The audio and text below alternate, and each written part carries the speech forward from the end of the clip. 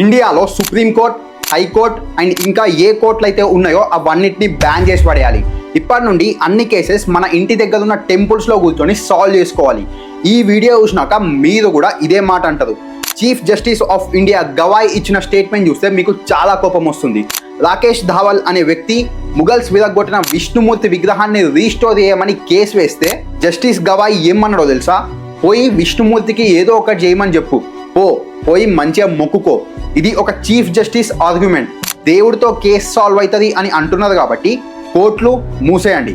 కేసెస్ని solve చేయడానికి supreme court అవసరం ఏముంది? మన ప్రీవియస్ జనరేషన్స్ వాళ్ళకి ఏమైనా కోర్టులు ఉండేనా? వాళ్ళు కూడా ప్రాబ్లమ్స్ని సాల్వ్ చేసుకోనికి కింగ్స్ దగ్గరికి, ఊరి పెద్దల దగ్గరికి పోతుండే అండ్ అవి ఫాస్ట్గా సాల్వ్ అయిపోతుండే. ఇక మీ కోర్టులకి పనేముంటుంది? లక్షల కేసులు పెండింగ్ పెట్టుకొని షికారులు కొట్టే మీకు మా దేవుడిని ప్రశ్నించే హక్కు ఎక్కడి నుండి వచ్చింది? ఓం నమో భగవతే వాసుదేవాయ నమః. కిందున్న సబ్స్క్రైబ్ బటన్ని క్లిక్ చేయడం మర్చిపోకండి.